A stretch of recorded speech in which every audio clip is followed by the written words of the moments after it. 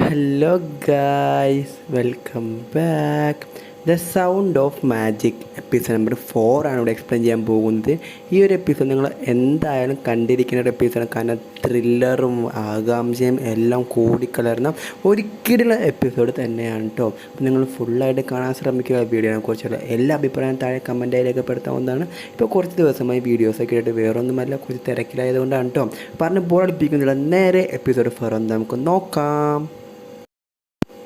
എപ്പിസോഡിൻ്റെ തുടക്കത്തിൽ തന്നെ കാണിക്കും നമ്മുടെ നായികയാണെങ്കിൽ നമ്മൾ രണ്ടാമത് നായകനെ കയ്യിൽ നിന്ന് കാശ് വാങ്ങുന്നത് എങ്ങനെയോ സ്കൂൾ ഗ്രൂപ്പിൽ വന്നിട്ടോ. അപ്പോൾ സാർ അതിന് വേണ്ടി വിളിച്ചിരിക്കുകയാണ്, നീ എന്തിനാണ് കാശ് വാങ്ങിയത്? അപ്പോൾ അവൾ ആദ്യം ഒന്നും പറയുന്നൊന്നുമില്ല കേട്ടോ. അപ്പോൾ നമ്മുടെ സാറ് പറയുകയാണ്, എനിക്കൊന്നും അറിയണ്ട, നീ നാളെ വരും അച്ഛനെ വിളിച്ചുകൊണ്ട് ഇങ്ങോട്ട് വന്നാൽ മതി.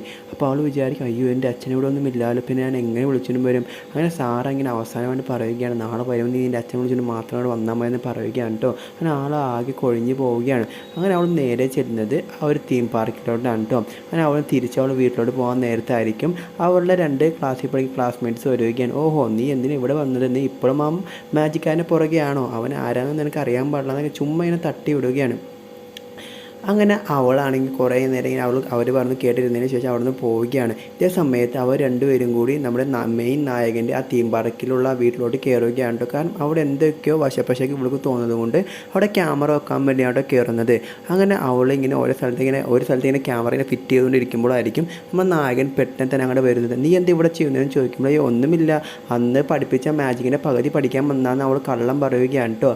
ശരിക്കും അവൾ ക്യാമറ ഫിറ്റ് ചെയ്യാൻ വന്നതെന്ന് നമുക്ക് മാത്രമല്ലേ അറിയുള്ളൂ കേട്ടോ. കാരണം ഈ ക്യാമറയെ കൂടെ അവൾക്ക് എന്താണ് മനസ്സിലാക്കേണ്ടത്, ഒരു ത്രില്ലിംഗ് ആയിട്ടുള്ളൊരു കഥ ഈ കഥയുടെ അവസാനം നിങ്ങൾക്ക് കിട്ടുന്നതാണ് കേട്ടോ. ആ നായകനക്ക് എന്തൊക്കെ സംശയം തോന്നി കഴിയുമ്പോൾ അതിനൊന്നും വേണ്ടി വന്നതല്ല, ശരിക്കും അവൻ്റെ മനസ്സ് പറയുന്നുണ്ടെങ്കിലും അവിടെ നിന്ന് ഒന്നും കാണാൻ വേണ്ടി അവനിക്ക് സാധിക്കാത്തതുകൊണ്ട് അവളെ വെറുതെ വിടുകയാണ്. അവിടെ നിന്ന് ഓടി പോവുകയാണ് കേട്ടോ അവർ. പക്ഷേ അവർക്ക് ഇപ്പോഴും എന്തൊക്കെ തോന്നുകയാണ്, അവിടെ എന്തൊക്കെ അവൾ വെച്ചിട്ടുണ്ടെന്ന് തോന്നുകയാണ് കേട്ടോ. ഇതേ സമയത്ത് നമ്മുടെ രണ്ടാമത്തെ നായകനാണെങ്കിൽ ഇങ്ങനെ എക്സാമിനൊക്കെ പ്രിപ്പയർ ചെയ്യുന്ന സമയത്ത് അവൻ ഇങ്ങനെ കുറേ നേരം ഇങ്ങനെ എന്തൊക്കെ ആലോചിച്ചുകൊണ്ടിരിക്കുകയാണ് കേട്ടോ. ഇതേ സമയത്ത് നമ്മുടെ മെയിൻ നായകൻ പഠിപ്പിച്ച ഒരു മന്ത്രം ചൊല്ലുമ്പോഴാണെങ്കിൽ ആ പേന ആ കയ്യിൽ നിന്ന് ഈ കയ്യിലോട്ട് ഇങ്ങനെ വരികയാണ്. അങ്ങനെ അവൻ ആകെ അത്ഭുതപ്പെട്ട് പോവുകയാണ്. വാവ്, പൊള്ളി. ഇതേ സമയത്ത് നമ്മൾ രണ്ടാമത്തെ നായകനാണെങ്കിൽ രണ്ടാമത്തെ നായകൻ്റെ അമ്മ റൂം വൃത്തിയാക്കുമ്പോൾ അവിടുന്ന് കുറേ ചീട്ടും കാർഡും എല്ലാം കിട്ടുകയാണ്. കാരണം അവൻ അത് മാജിക്ക് പഠിക്കാൻ വേണ്ടി വെച്ചിരിക്കുന്ന കാർഡൊക്കെയാണ്ടോ കിട്ടുന്നത്. ആ റൂം ഉടനീളം ഇങ്ങനെ തപ്പി നോക്കുമ്പോഴാണ് അവിടെ കുറേ മാജിക്കിൻ്റെ ഉപകരണങ്ങൾ അവൻ്റെ അമ്മക്ക് കിട്ടുകയാണ് കേട്ടോ. ഇതൊക്കെ അവനക്ക് എവിടെ നിന്നാണ് കിട്ടിയെന്നാണ് കേട്ടോ ഇപ്പോൾ അടുത്തതായിട്ട് ചിന്തിക്കുന്നത്. അവനിത് എവിടെ നിന്നാണ് പഠിക്കുന്നതെന്നൊക്കെ ഇപ്പോൾ ഈ അമ്മ ഇങ്ങനെ ചിന്തിച്ചുകൊണ്ടിരിക്കുകയാണ്. അങ്ങനെ എല്ലാ സാധനങ്ങളും ഇങ്ങനെ കണ്ടെത്തുകയും ഇതൊക്കെ എന്താ സംഭവം എന്ന് നമുക്ക് അറിയാൻ പാടില്ല. പക്ഷേ എനിക്ക് ചീത്ത കൂട്ടുകെട്ട് എവിടെ നിന്ന് കിട്ടിയെന്നാണ് തോന്നുന്നത്. ഇതേ സമയത്ത് നമ്മുടെ നായികനെ വീട്ടിലോട്ട് പോകുമ്പോൾ നമ്മുടെ നായികനെ അനിയത്തി പാട്ട് പാടിക്കൊണ്ടിരിക്കുകയായിരിക്കും കേട്ടോ. അവളാണെങ്കിൽ അത് ആസ്വദിച്ചുകൊണ്ട് നേരെ മുകളിലോട്ട് നടന്ന് പോവുകയായിരിക്കും. അങ്ങനെ നടന്ന് മുകളിലോട്ട് എത്തുമ്പോഴാണെങ്കിൽ അവൾ വർഷങ്ങളായി കാണാൻ കൊതിച്ചിരുന്ന അവളുടെ അച്ഛൻ അവിടെ വരികയാണ് കേട്ടോ. അവൾക്ക് വളരെയധികം സന്തോഷമാവുകയാണ് കേട്ടോ. നിങ്ങൾ എപ്പോഴാണ് വന്നതെന്ന് ചോദിക്കുകയാണ്. അല്ലെങ്കിൽ ഞാൻ കുറച്ച് നേരം മുമ്പാണ് വന്നതെന്ന് മറുപടി പറയുകയാണ്.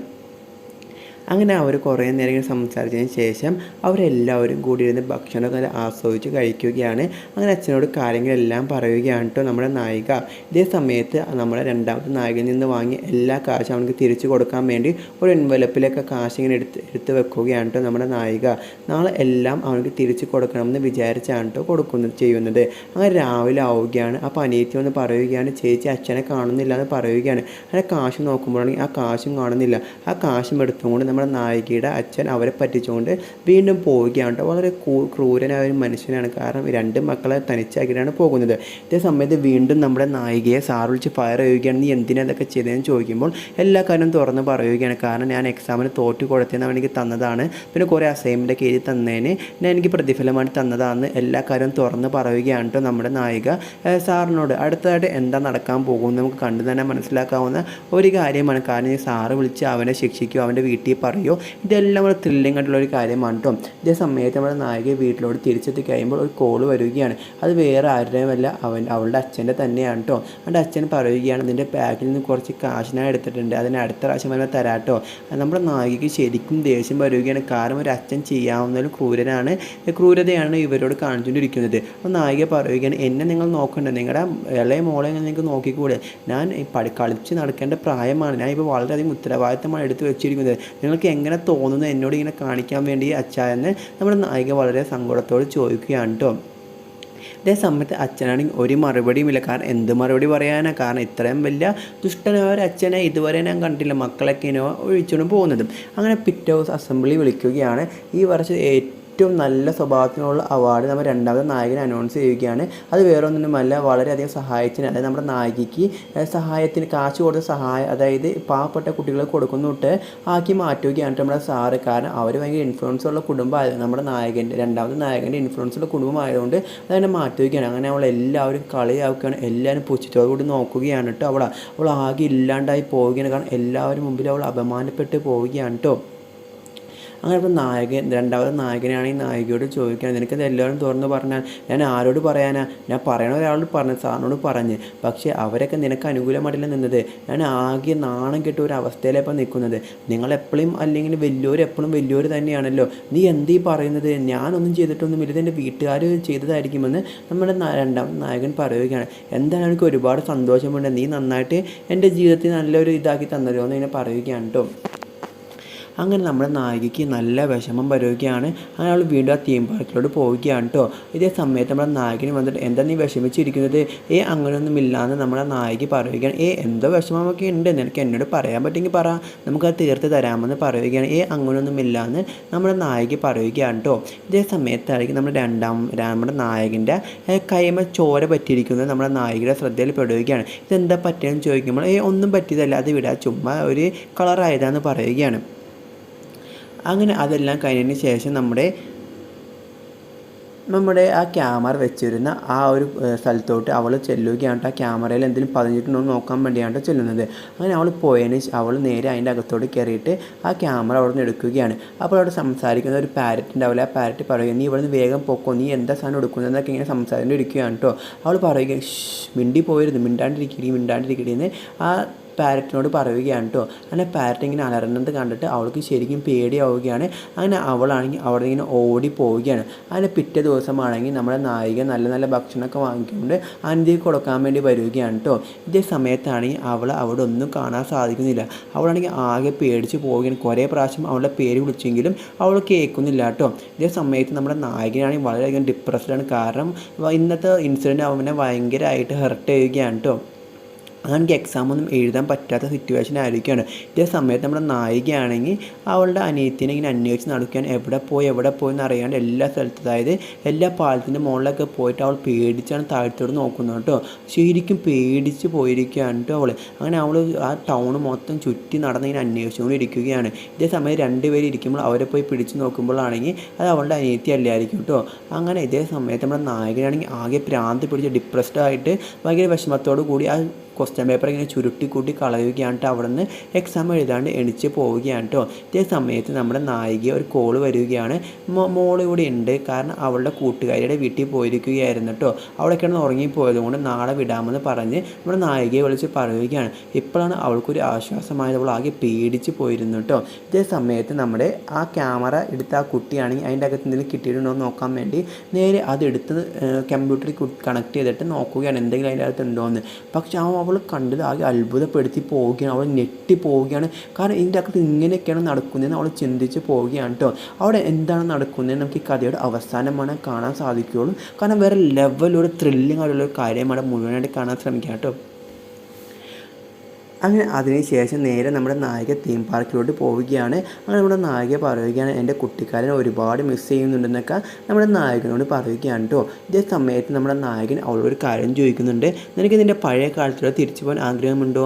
എനിക്ക് ഒരുപാട് ആഗ്രഹമുണ്ട്, എനിക്ക് എൻ്റെ പഴയ കാലത്തോടെ തിരിച്ചു പോകാൻ വേണ്ടി. കാരണം ഒരുപാട് കളിച്ചും ചിരിച്ചൊക്കെ ഞാൻ നടന്ന കാലമാണ് എനിക്ക് ഒരുപാട് ഇഷ്ടമെന്ന് നമ്മുടെ നായകൻ്റെ അടുത്താണെങ്കിൽ നമ്മുടെ നായിക പറയുകയാണ് കേട്ടോ. അങ്ങനെ നമ്മുടെ നായകൻ അവളോട് പറയുന്നുണ്ട്, നിനക്ക് പോകാൻ റെഡി ആയിക്കൊന്നാൽ നിൻ്റെ പഴയ കാലത്തിലോട്ട് നിനക്ക് ഇപ്പം തന്നെ പോകാമെന്ന് പറയുകയാണ് കേട്ടോ.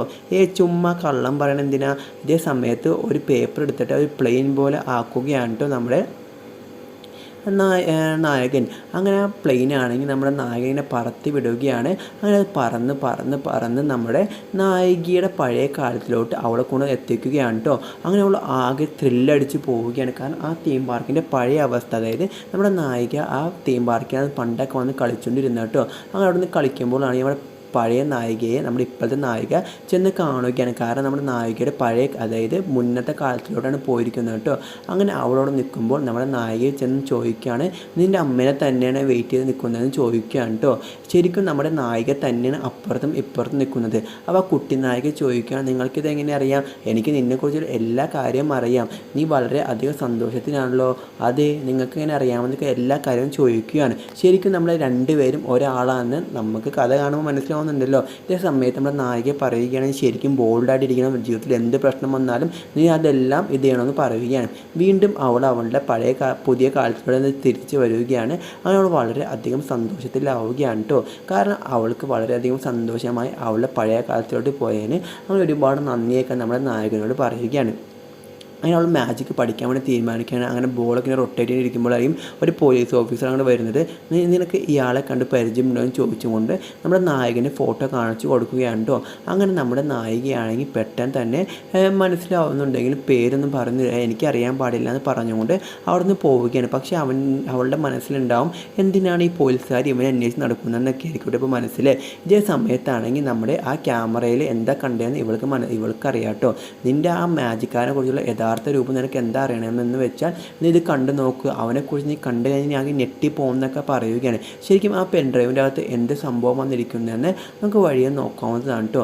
ആ പെൻഡ്രൈവിൽ ഇത്ര ഞെട്ടിക്കുന്ന എന്ത് കാര്യമായിരിക്കും ഇരിക്കുന്നതെന്നും നമുക്ക് നോക്കാം. അങ്ങനെ ക്ലാസ് കഴിഞ്ഞതിന് ശേഷം അവർ രണ്ടുപേരും കമ്പ്യൂട്ടർ ലാബിൽ പോയിട്ട് ആ പെൻഡ്രൈവ് കുത്തി കാണുകയാണ് കേട്ടോ ആ വീഡിയോ. ശരിക്കും അവരാകെ ഞെട്ടിപ്പോവുകയാണ്. വേറൊന്നുമല്ല, നമ്മുടെ നായകൻ ആരെയെ കൊല്ലുന്നതാണ് കേട്ടോ കാണുന്നത്. അത് കണ്ടു കഴിയുമ്പോൾ തന്നെ അവർ ആകെ പോവുകയാണ്. അങ്ങനെ ആരോ കുത്തി കൊല്ലുന്നത് കാണിച്ചുകൊണ്ടാണ് ഈ എപ്പിസോഡ് അവസാനിക്കുന്നത്. അടുത്ത എപ്പിസോഡ് വേറെ ത്രില്ലിംഗ് എപ്പിസോഡായിരിക്കും. നിങ്ങൾ ഫുള്ളായിട്ട് കാണാൻ ശ്രമിക്കുക.